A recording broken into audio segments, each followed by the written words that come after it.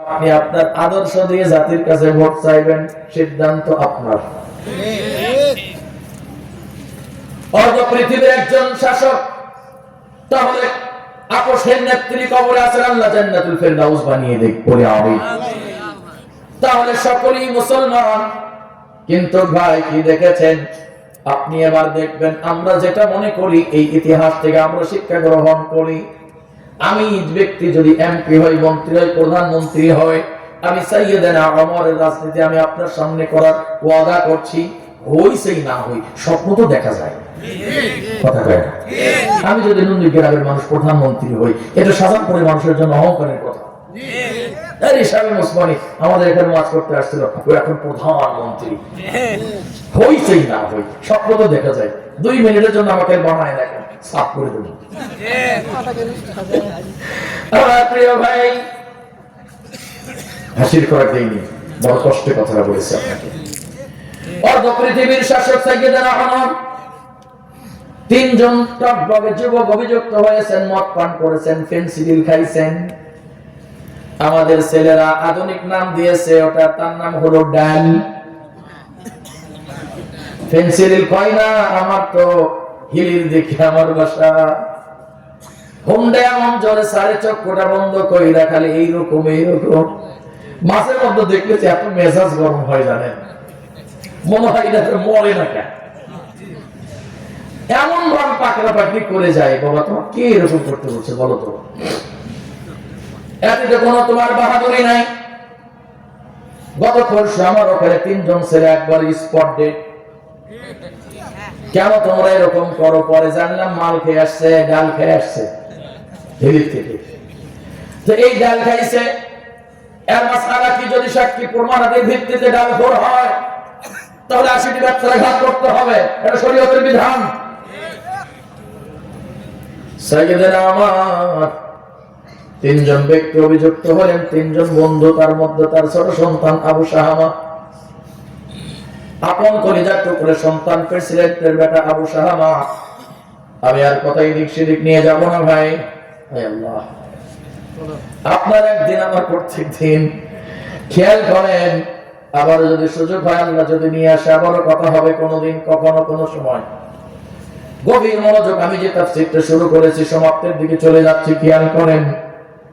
বিচার করা হলো, বিচারপতি জেনেছেন আবু শাহামা সাইয়েদনা ওমরের সন্তান, অর্থাৎ পৃথিবীর প্রেসিডেন্টের অর্ধজাহানের খলিফার সন্তান। বিচারপতি রায় দিলেন, যার দ্বারা কার্যকর করা হবে তার কান্মন্তর দিলেন, আর বললেন শোনো, রায় কার্যকর করবে 80টি ব্যবসাঘাত, তবে আবু শাহামার বিষয় একটু মাথায় রাখিও। এই তো হয়ে গেল পক্ষপাতিত্বমূলক রায়। কার্যকর করার পর ওই 2 জন মমূর্ষ অবস্থায় আবু শাহামা বুক টান টান করে জায়গা মতো চলে গেলেন। একজন ভদ্রলোক বিজ্ঞ আলেম পত্র লিখেছেন, আমার অর্ধ পৃথিবীর প্রেসিডেন্ট শাসক আবু শাহামা নামক একজন আসামির সঙ্গে বিচারটা প্রহসনমূলক বিচার হয়েছে, পক্ষপাতিত্বমূলক বিচার হয়েছে। আপনার সমীপে এর সঠিক বিচারে সানি কামনা করছি। সাইয়েদনা ওমর আল ফারুক রাদিয়াল্লাহু তাআলা আনহু পত্র পাওয়ার সঙ্গে সঙ্গে স্ত্রীর মাথার মধ্যে হাত বুলিয়ে দিয়ে বললেন, বিবি, এই মাত্র আমি পত্র প্রাপ্ত হয়েছি, কিন্তু যেই ব্যক্তিটা অভিযুক্ত সে আমার কলিজার টুকরা সন্তান আবু শাহামা।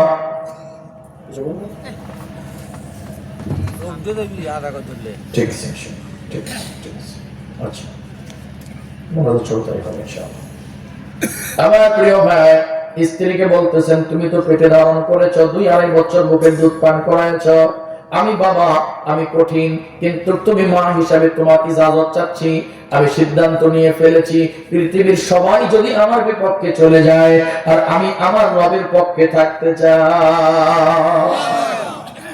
বিবি উত্তর দিলেন, স্বামী গো, এই যে আবু শাহামা এই মুহূর্তে সে আসামি, আমার সন্তানের পরিচয় বড় পরিচয় নয়। আপনি শরিয়া ভিত্তিক বিচার করবেন, যাতে করে কাল কিয়ামতের দিন মালিকের কাছে আসামির কাঠগড়ায় দাঁড়াতে না হয়। আল্লাহু আকবার বলেন না? প্রিয় ভাই, এই সিদ্ধান্ত নিলেন, চলে গেলেন বিচার করার জন্য। যাওয়ার পর এলাকার মানুষ বলতেছেন পক্ষ বিপক্ষ তো থাকেই, কথা বলে না, পক্ষ বিপক্ষ থাকেই। বিপক্ষ মানুষগুলো বলল অমর আসতে বিচার টিচার হবে না, বরং এটা ল্যাব দেওয়া বিচার, মানুষ দেখানো কিছু একটা করে চলে যাবে। এবার যখন বিচারে রায় দিলেন, আবু শাহামা বললেন বাবা আমার বিচার হয়েছে, রায় কার্যকর হয়েছে, বলে বিচারে সানি হবে আমার আগামীকাল দুপুরবেলা বা জোহর 80টি বেত্রাঘাত করা হবে, সকলের সামনে সকলেই আমন্ত্রিত ঘোষণা হয়ে গেল। রোল পিটাইয়া পিটাইয়া আজ থেকে 20 বছর আগে আপনাদের করোনার মাহফিলের মাইকিং ছিল না, তখন যে পার্শ্বে বাজারে দেখা যেত রোল বাড়াইতো টিন বাড়াইয়া সকল মানুষ বলতো কি খবর বাড়ে, কি হয়েছে, কথা বলে না। তখন বলতো করোনার সভা মঙ্গলবার দিন, বক্তা আসবে স্বামী মুসমানী, তোমরা সবাই আসিও। এবার ঢোল পিটানো হলো, সমস্ত মানুষ একত্রিত হলেন। অমর তো বিচার করবে না, তারপরেও চলো আমরা যাই দেখে আসি কি হয়। সকল মানুষ সমবেত হয়েছে। সাইয়েদনা ওমর আল্লাহ পাকের দরবারে হাত তুলে বলে ইয়া আল্লাহ আমাকে শক্তি সামর্থ্য দাও গো মালিক, শরীয়ত সম্মতভাবে যেন আমি বিচারটা সম্পন্ন করতে পারি। এই বলে কাঁদতেছে।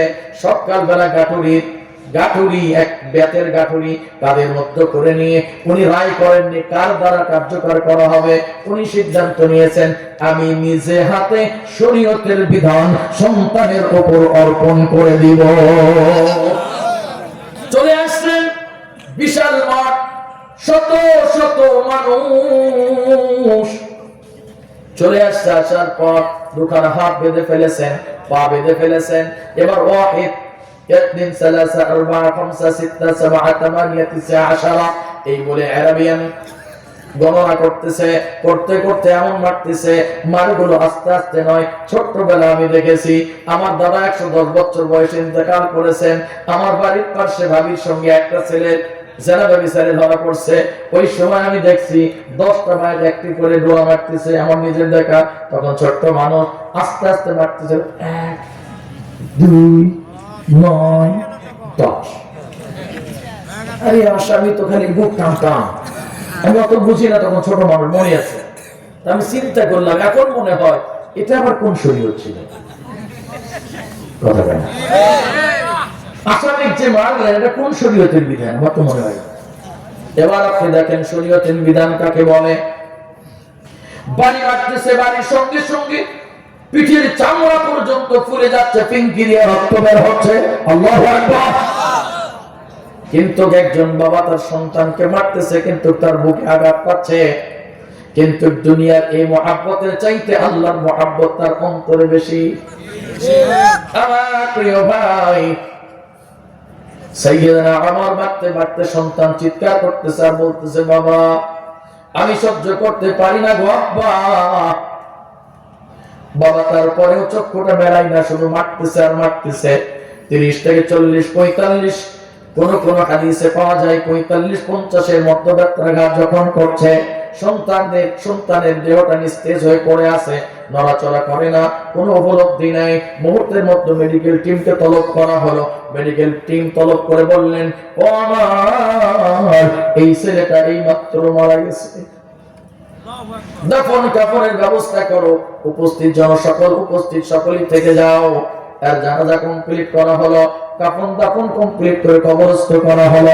সকলকে লক্ষ্য করে বললেন তোমাদের সাক্ষী রেখে এখনো শরীয়ত সম্মতভাবে 30টি ব্যত্রাঘাত বাকি আছে, কেবল 50টা হয়েছে। এই 30টি ব্যত্রাঘাত তার কবরে প্রয়োগ করে পুরাপুরি শরীয়তের বিধান আমি কমপ্লিট করে দিলাম। আমার প্রিয় ভাই যদি আজকে আমার নেতারা নিজের দলের মানুষদেরকে, এরা তো সন্তানদেরকে করছেন, নিজের সন্তানকে একজন শাসক প্রেসিডেন্ট বিচার করলেন, এই আমাদের দেশের প্রেসিডেন্ট গুলো যদি তাদের বিচার করত তাহলে সবাই খ্রিস্টানকে বিয়ে করতে সাহস পেত না। তার স্ত্রী হলো খ্রিস্টান, ওই হলো আধা মুসলিম, সন্তানটা কি হবে? পরিচয় দেন এখন আপনি, বাবা মুসলিম মা অমুসলিম, নাম কি আছে মুসলিম, কালিমা পড়ছে কিনা আমার জানা নাই। আমার প্রিয় ভাই এই জন্য করে আপনাকে আমাকে এখান থেকে শিক্ষা নিতে হবে।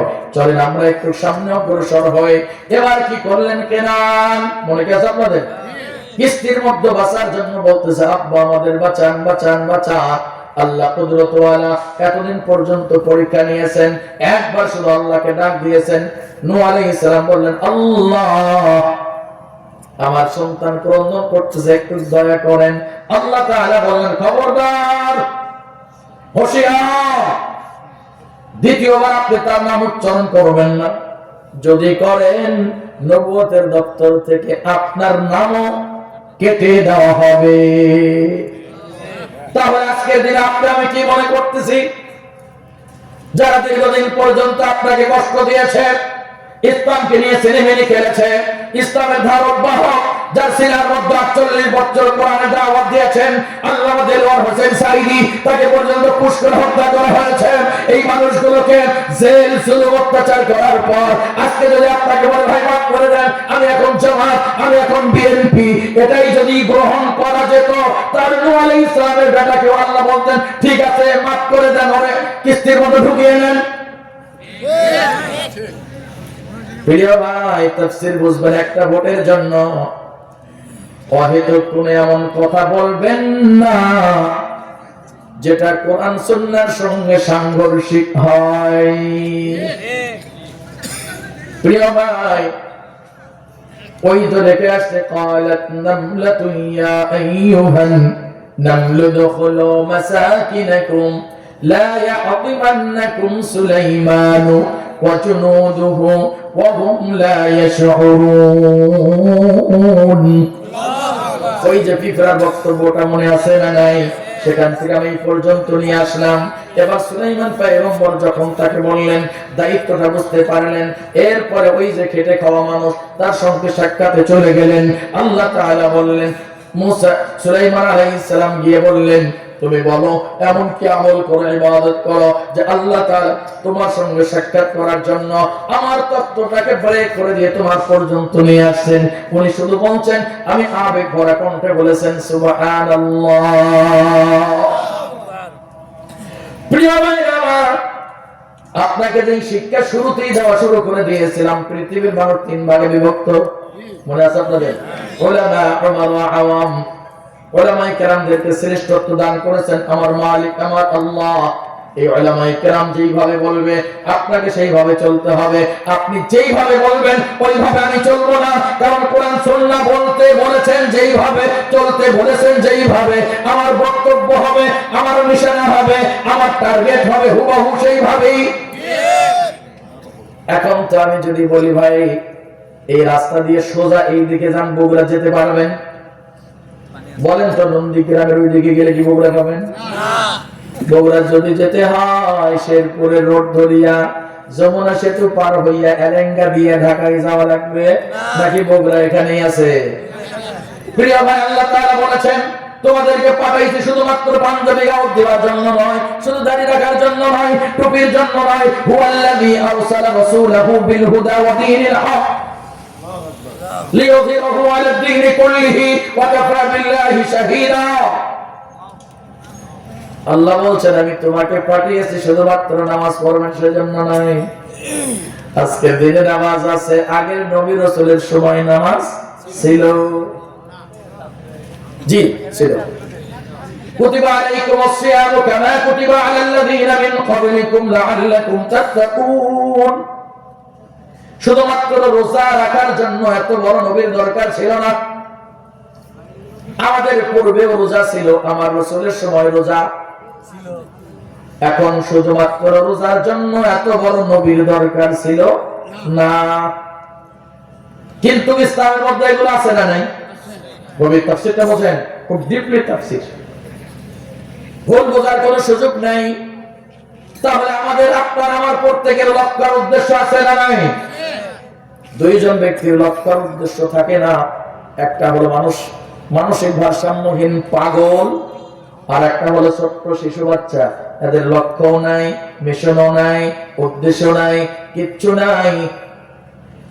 আমার বাংলাদেশের মানুষ আর্জেন্টিনা ভক্ত সবচাইতে বেশি, ঠিক না? ঠিক।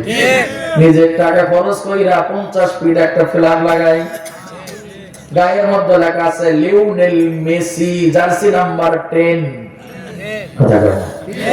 Neymar Brazil.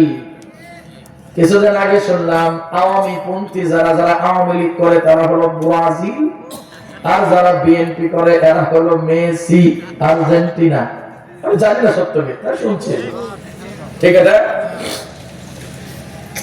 বিএনপি জামাত পন্থী এরা পাকিস্তান, আর ইন্ডিয়া যদি খেলা হয় ক্রিকেট, বিএনপি জামাত পক্ষ নেয় পাকিস্তানের, আর আওয়ামী লীগ পক্ষ নেয় দাদা বাবু। আছে কোথায়?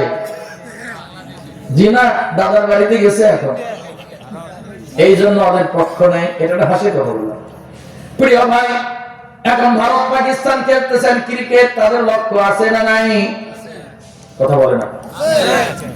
ব্রাজিল আর্জেন্টিনা খেলা শুরু করে দিয়েছে, টান টান উত্তেজনা, দুই পক্ষ বসে গেছে খেলা দেখতেছে, কিন্তু 22 জন যুদ্ধ করতেছে, টার্গেট একটাই, গোল পোস্টে বল ঢোকাও।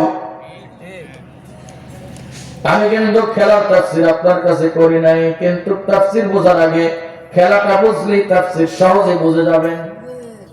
তাহলে 22 জন প্লেয়ার যুদ্ধ করছে, বল কয়টা? কত জনে বলেন ভাই? একটা বলে যুদ্ধ করছে কয়জন? 22 জন প্লেয়ার। এই বলটা দখলে নেওয়ার জন্য কেউ বুকের মধ্যে লাথি মারে, তাই ফাউল, ফুট বাঁচে দিল, আটকায় দিল, লাল কার্ড। কিন্তু ওর লক্ষ্য হলো যেইভাবে হোক আমাকে টার্গেট পূরণ করতেই হবে। তাহলে আল্লাহ তো আপনাকে পাঠিয়েছেন লক্ষ্যের উদ্দেশ্য নিয়ে। হুয়াল্লাযী আরসালা রাসূলাহু বিল হুদা ওয়া দীনিল হক লিইয়ুযহিরাহু আলা দ্বীনি কুল্লি ওয়া কাফা বিল্লাহি শাহীদা। এতদিন সব দেখা শেষ, আগামীর বাংলাদেশ কোরআনের বাংলাদেশ। আপনার লক্ষ্য তো থাকবেই, আর লক্ষ্য পূরণ করতে গেলে লাল কার্ড আছে না নাই? ফাউল আছে না নাই? তাহলে লাল কার্ড তো খাওয়া লাগবেই। ভয় কি আপনার? কিন্তু আপনার গোল পোস্টে বল ঢোকাতে হবে, মানে ইসলামের বিজয় করতে হবে। ইসলামের বিজয় ছাড়া আপনি কি করবেন ভাই? এখন আপনি ইসলামের বিজয় চাইলেন না, ইসলামের বিপক্ষে চলে গেলেন, আলেমদেরকে বিধানগুলি দেখাইলেন। আর আল্লাহ বললেন 3 ভাগে বিভক্ত করেছি। প্রথম ভাগ হচ্ছে উলামা, আলেমের বহু বচন, উলামা ওয়ারাসাতুল আম্বিয়া। আল্লাহু আকবার। তাফসীর একবার শেষের দিকে আমি আর ডাল ফলো নিয়ে যাচ্ছি না। উলামা ওয়ারাসাতুল আম্বিয়া।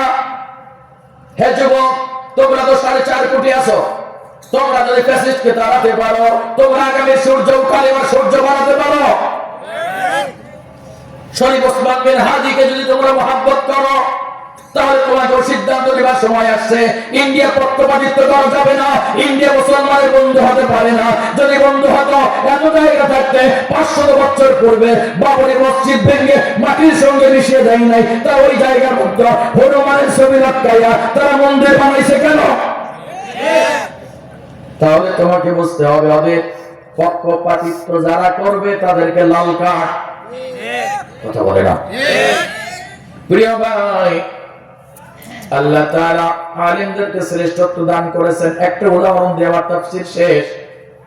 ধরুন আপনাদের এই গ্রামের একজন খতিব, মসজিদের ইমাম, সব মসজিদের খতিব, মোটামুটি 80% মসজিদের খতিব যারা নিরহ পরিবারের মানুষ, তারা গরিব পরিবারের মানুষ, তারা কথা বলে না। আজকে আমাকে সাক্ষাৎ দেখতেছেন। প্রিয় ভাই, আমার জীবনে যদি একজন শোনেন আর জীবনের সঙ্গে যদি আপনি জীবন মিলান, আপনার জীবন অনেকটা পরিবর্তন আনতে পারবেন। আমার বাবার 1 বিঘা জমি মাত্র, 3 ভাই আমরা 3 বোন, কেমনে চলে সংসার? মাদ্রাসায় যাব, টাকা নাই, মার কাছে গন্ধওয়ালা সাবান নিব, সাবান নাই। মা এখন বলতেছে, বেটা গন্ধওয়ালা সাবান দিলে গায়ে ঘা হয়।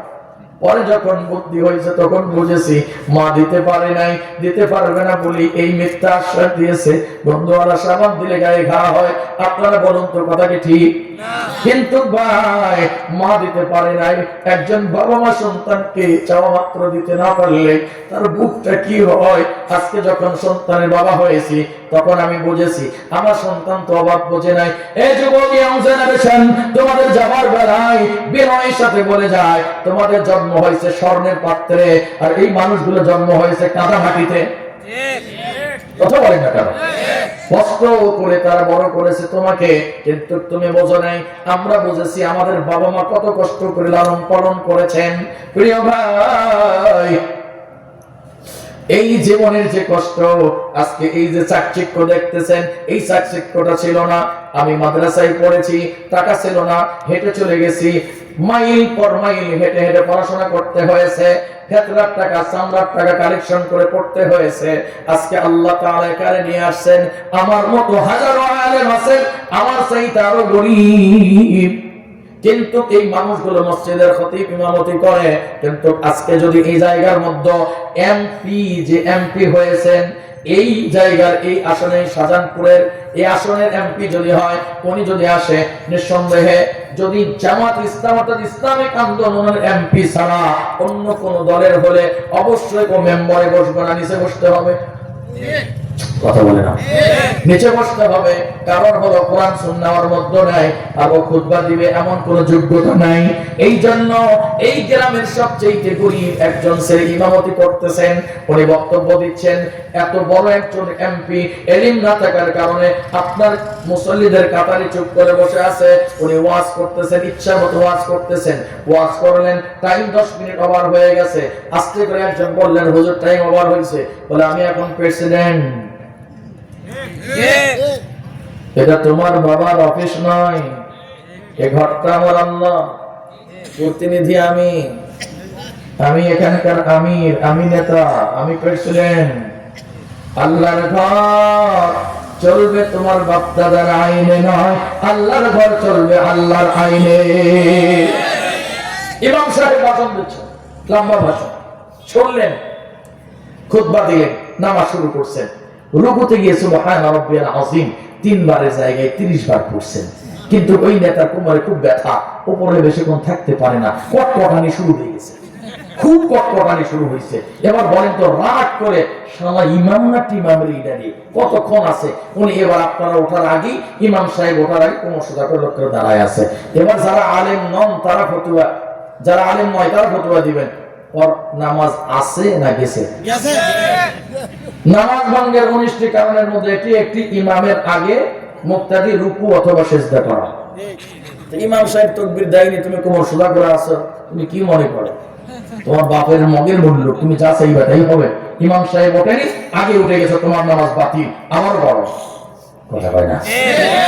তাহলে একটা গরিব পরিবারের ছেলে কোরআনী ব্যক্তিত্ব হওয়ার কারণে এই সম্মান আপনি দিতে পারেন নাই, এই সম্মানগুলো আছে আসমান থেকে। আমি আপনার কাছে বক্তব্য দিতে আসতে পারি নাই, আমাকে দাওয়াত দিয়েছেন মিরাজ। এই যে এখানে সিদ্ধান্ত আপনি নিয়েছেন, এই সিদ্ধান্ত আপনি নিতে পারেন নাই। আসমান থেকে আমার নাম লেখা হয়েছে, তারপর এখানে রিজিক আল্লাহ আমাকে বরাদ্দ করে দিয়েছে। ওলামায়ে কেরামকে আল্লাহ তাআলা শ্রেষ্ঠত্ব দিয়েছেন। কিয়ামত পর্যন্ত নবী রাসূল আসবেন, কিয়ামত পর্যন্ত আসবে না। ইসলাম শিখবেন কার কাছে? শিখতে হবে আলেমদের কাছে। একজন আলেম আপনার রাহবার পথ প্রদর্শক। এখন আলেম দেখলি যদি আপনার গা জ্বলে, তাহলে আপনার কপাল পুড়ে গেছে। বিবি আসিয়া মুসাকে দেখে বলছিলেন, এই ছেলেটাকে আমি বড় মহব্বত করি, ভালোবাসি। পক্ষান্তরে ফেরাউন বলে, ঘৃণা করি। এর দাড়ি টুপি দেখে আমার গা জ্বলে, আমি ঘৃণা করি। একই বাড়িতে থাকে, একই বেডে থাকে, কথা বলে না। স্বামী স্ত্রী কি দূরে থাকে? 2 লাখ না 1 লাখ? একই লাখের মধ্যে, একই কম্বলের মধ্যে, একই বেডে, একই বাসায়। রাজা যতই মাস্তানি করুক, রাতে রানীর কাছে আসে, একই জায়গায় আছে, পার্থক্য দেখেন। বিবি আসিয়া বললেন, আমি মুসাকে খুব মহব্বত করি, খুব ভালোবাসি, আমার খুব ভালো লাগে। আল্লাহর কাছে বললেন, রব্বিবনি লি ইনদাকা বাইতান ফিল জান্নাহ। আয় আল্লাহ, আমি মুসাকে খুব ভালোবাসি, এই ভালোবাসার জন্য আমাদের উপর যে ছিল অত্যাচার, নির্যাতন করতেছে মালিক, আমি আর জান্নাতুল ফেরদাউস দুনিয়াতে এক নজর দেখতে চাই। সুবহানাল্লাহ। রব্বিবনি লি ইনদাকা বাইতান ফিল জান্নাতি ওয়া নাজ্জিনি মিন ফিরআউন ওয়া আমালিহি ওয়া নাজ্জিনি মিনাল কওমিজ যালিমিন। চিৎকার করে বলেন আল্লাহু আকবার। আল্লাহ জিবরাইলকে বলেন, জিবরাইল, ও আমার মুসাকে ভালোবাসে, মহব্বত করে, যাও জান্নাতুল ফেরদাউস হাতের তালুতে করে উঠে করে নিয়ে যাও, সে আমার প্রিয় মাহবুবা বান্দি, তাকে তুমি উপহার দুনিয়ার বুকে দিয়ে আসো। সুবহানাল্লাহ। পক্ষান্তরে ফেরাউন বলে ঘৃণা করি। এক শ্রেণীর মানুষ আছে, আমরা কোরআনের রাজনীতির কথা বলে গা জ্বলা শুরু হয়। হুজুর রাজনীতি করতে আসছেন না ভাই, আল্লাহ আল্লাহর কসম আমি রাজনীতি কোনো প্রার্থী নয়, কোনো ব্যানারে কাজ করতে আসিনি। আমার কোরআন আপনাকে নির্দেশ দিতে বলেছেন যেইভাবে আমি ওইভাবে কথা বলতে আসছি। জামাত ইসলাম যদি মনে করে যে আমার পক্ষের বক্তা, তাহলে ভুল করছে। আমি আপনার পক্ষে বিএনপির বিপক্ষের লোক নয়, আমি কোরআনের পক্ষের মানুষ। পরিষ্কার কি বোঝাইতে পারলাম কথা? গত 4 দিন আগে সাতক্ষীরার একটা মাহফিলে আমাকে কাউন্টার দেওয়া হয়েছে। ভ্রাম্যমাণ আদালত আসছে, এসে বলতেছেন হুজুর আপনি কি রাজনীতির ওয়াজ করতেছেন? তখন আমি বললাম যে আমি তো রাজনীতির বুঝি না অত বেশি, তবে কোরআনের নীতির কথা আমি বুঝি। আমি কোরআনের নীতির কথা বলতেছি, আমি কোরআন শরীফ আর হাদিস শরীফের কথা বলতেছি। এর মধ্যে যদি কিছু থেকে থাকে তাহলে ওটা আমার নয়, আমি আমার আল্লাহর পক্ষে দাঁড়াবি করতেছি। কেন সুবহানাল্লাহ বলেন না কেন? আপনি করতেছেন আপনার রাষ্ট্রের দালালি, আর আমি করতেছি আমার মালিকের দালালি। সুতরাং আপনি আপনার রাষ্ট্র নিয়ে থাকেন আর আমি আমার মালিককে নিয়ে থাকি। কথা হবে সেই দিন যেদিন আল্লাহ বিচার আসনে বসবেন। আলাইহিসসাল্লাহু বিআহকামিল হাকিমিন। চিৎকার করে বলেন আল্লাহু আকবার। ফেরাউন যখন এই ঘৃণা দেখালো, মুসা আলাইহিস সালামের উপর জুলুম অত্যাচার করলো, আমার বাংলাদেশে স্বৈরাচাররা একটা পদ্মা সেতু করলো, কয়েক হাজার কোটি টাকা ব্যয় করলো, কয়েক হাজার কোটি টাকা নির্মাণ করার আগেই খাইয়ে দাইয়া শেষ। ফলে ওদের মন্ত্রীকে বহিষ্কার করলো। মনে আছে আপনাদের? আবুল হোসেন নাম ছিল। না না না, আবুল হোসেন, ঠিক আছে না? আবুল হোসেন। কাজ শুরুই হয়নি, তার আগে 1000 কোটি টাকা তদন্ত করে বললেই আর হবে না। এখন কি হবে? মাথা মরা কাকু কাউয়া সেতু মন্ত্রী। কথা কয় না কেন? লাস্টে ভাষণ দিল পদ্মা সেতু হয়েই গেল। মনে আছে কি আপনাদের? খেলা হবে, এখন খেলবেন, মাঠে কোনো লোক নেই, অর্থাৎ কোমর ভেঙে গেছে, ও খেলবে কেন? প্রিয় দিনী ভাই, হাসির খোরাক নয়, খেয়াল করেন বাস্তবতার সাথে মিলান। এক পদ্মা সেতু করে কি আগ্রহ বাগ্রহ। আর মুসা আলাইহিস সালাম আল্লাহর প্রিয় মনোনীত, যার আদর্শ নিয়ে আমরা কথা বলি। কথা বলেন না কেন? যার আদর্শ নিয়ে আমরা কথা বলছি, মুসলিম জাতির পিতা ইব্রাহিম আলাইহিস সালামের আদর্শ নিয়ে আমরা কথা বলছি। আমার আপনার বিশ্বনেতা জনাব মুহাম্মদুর রাসূলুল্লাহ সাল্লাল্লাহু আলাইহি ওয়াসাল্লামের জীবন আদর্শ নিয়ে আমি ওসিয়ত করছি আপনার কাছে। এটা আমার গর্ব, আমার অহংকার। মুসা আলাইহিস সালাম জুলুম অত্যাচার সহ্য করতে পারলেন না। আল্লাহকে বললেন আল্লাহ আপনার মদদ চাই, সাহায্য চাই। ভাই কষ্ট হচ্ছে আপনাদের? আপনাদের কাছে একটু করে কালেকশন চাই। জি 10 মিনিট চাই, আমি আলোচনাটা শেষ করব। খেয়াল করেন মুসা আলাইহিস সালাম শেষ পর্যন্ত মালিককে বলেছেন, মালিক আর কত পরীক্ষা নেবেন আপনি? আমার তো পিঠ থেকে গেছে, আমি তো আর পারি না, আপনি আমাকে একটু রহম করেন। আল্লাহ বলেন কাল সকালবেলা আপনার জেলের গেট সব খোলা হয়ে যাবে, আপনি বের হয়ে চলে যাবেন। কেমনি সম্ভব? ইউনিয়ন পরিষদ থেকে সুপ্রিম কোর্ট পর্যন্ত তার মধ্যে পরিষদ হয়েছে। এই যুবক তোমরা ভালো করে শোনো, তাফসীরটা বোঝো। ইউনিয়ন পরিষদ থেকে সুপ্রিম কোর্ট পর্যন্ত ফেরাউন তার মতো সাজাইছে, তার টার্গেট হলো 38। আর আমাদের ইউনিয়ন পরিষদ থেকে সুপ্রিম কোর্ট পর্যন্ত আওয়ামী লীগের রক্ত মাংস দেখে দেখে সাজাইছে, তাদের টার্গেট ছিল 41। তাহলে ফেরাউনের চাইতে 3 বছর অ্যাডভান্স। আমি ওটা বুঝাইতে পারিনি আপনাকে। বুঝলে বুঝপাতা, না বুঝলে এটাই লোকা। এখন মুসা আলাইহিস সালাম সকালবেলা দেখলেন গেট খোলা, বের হয়ে চলে গেলেন, যাচ্ছেন। সমুদ্রের কিনারে যখন চলে গেছে, যাওয়ার পর আল্লাহ তাআলা বললেন ইয়া মুসা আনিদরিব বিআসাকাল বাহর। হে মুসা, আপনার হাতে যে লাঠি নিক্ষেপ করেন, কি হবে? আল্লাহ বলেন খেলা হবে। বাস লাঠি নিক্ষেপ করেছে। বনি ইসরাঈলের 12টি গোত্রের জন্য শুকনো সুন্দর 12টি ব্রিজ সুন্দর করে আল্লাহ পাক নির্মাণ করে দিয়েছে। সুবহানাল্লাহ, জোরে করে আল্লাহু আকবার। মুসা আলাইহিস সালাম মুস্কি মুস্কি হাসলেন, পার হয়ে চলে গেলেন। ফেরাউন আসছে মুসাকে ধরার জন্য, দেখলি যে গা জ্বলে, চলে আসছেন। আসার পর তার উপদেষ্টা ছিল হামান। হামান এখন বলতেছে ফেরাউন, হামান এত সুন্দর ব্রিজ কে বানালো? তো বললো আমরা পার্লামেন্টে আইন পাস করছি, আপনি বড় খোদা, আনা রাব্বুকুমুল আ'লা, আপনি বড় খোদা, আপনি নিজে প্রস্তাব করেছিলেন, আমরা বিরোধী কেউ ছিল না, ফলে আমরা সবাই হাঁ পক্ষে ভোট দিয়েছি, আপনি হাঁ জয়যুক্ত হয়েছেন। এখন আমাদের মধ্যে আপনি বলেন বড় খোদা, আর বড় খোদা হয়েছে আমারই বলেন রাস্তা কে বানালো? তাহলে তো আপনার পাওয়ার নেই, পাওয়ার থাকে। সুতরাং যদি কেউ বলে কে বানালো, আপনি লাফ দিয়ে উঠে বলবেন যে আমি বানিয়েছি। হ্যাঁ, যেমন কথা তেমন কাজ। কথা শেষ হতে না হতে পেছন থেকে একজন বলছে, লিডার এত সুন্দর রাস্তা কে বানালো? বলে আমি বানিয়েছি। তা আপনি যখন বানাইছেন দেরি কিসের? ফিতাটা কাটেন, উদ্বোধনটা করে ফেলেন। এখন হামানের পাশাত বুতে মানে কই ওই বানাবো তো, যাবো তো, যদি এই সেতুটা ভেঙে পানি যদি ঠেসা ধরে তাহলে আমার কে বাঁচাবে রে? তখন বলতেছে আমরা আছি অতক্ষণ, সুবিধা আছে যতক্ষণ। কথা বলে না, নেতার সঙ্গে চামচারা থাকে কতক্ষণ, সুবিধা পাই যতক্ষণ। আজকে সুবিধা বন্ধ করে দেন, কাল থেকে একজন নেতাকে খুঁজে পাওয়া যাবে। আর ইসলামিক আন্দোলনের মানুষগুলো তারা কিছু চায় না, তারা চায় পরকালে একই জান্নাতে থাকার জন্য। এজন্য ঘর থেকে বের হওয়ার সময় স্ত্রীকে বলে, আমি বলে আসছে বেবি, আমি ঘরে আরো ফিরে নাও আসতে পারি, দেখা হবে কাল কিয়ামতের দিন, আল্লাহ যখন বিচার করবেন সেই জায়গায় দেখা হবে, অথবা দেখা হবে আল্লাহর জান্নাতে। প্রিয় ভাই, আল্লাহ তাআলা দেখাচ্ছেন ঘৃণার ফলটা কি হয়। ফেরাউন শেষ পর্যন্ত মানুষের চাপে পড়ে ভেতর প্রবেশ করলেন। মুসা আলাইহিস সালামকে আল্লাহ বললেন, এই মুসা এবার লাঠি মারেন।